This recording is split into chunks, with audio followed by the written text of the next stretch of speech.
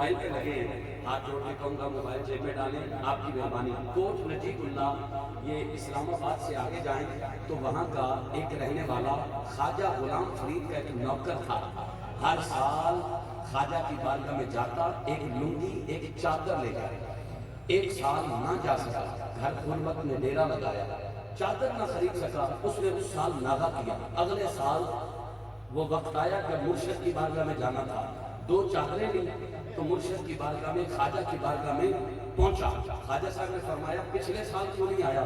کہتا خواجہ صاحب پچھلے سال غربت نے گھر ڈیرا لگایا، چادر نہ خرید سکا، آپ کی بارگاہ میں جب آیا تحفہ لے کر آیا اور آپ کی کرم نوازی کہ آپ نے قبول کیا، لیکن نہ خرید سکا، اس سال دو لے کے آیا ہوں۔ پچھلے سال کی قضا بھی ادا کی ہے، اس سال کی چادر بھی تحفہ لے کر آیا ہوں۔ خواجہ صاحب نے فرمایا زمین پہ رکھو، مرید کو کہا ماچس لاؤ، اس کو آگ لگا۔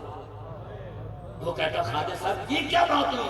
اب خواجہ صاحب کا جواب سن کے یا سارے اٹھ کے چلے جاؤ یا سارے بولو۔ خواجہ صاحب فرمائیں گے ہوں شیخ ہوں پالا جڑا یار تو دور کرے۔ تھوڑی دیر کے لیے موبائل مہربانی کر کے جیب میں رکھیے گا۔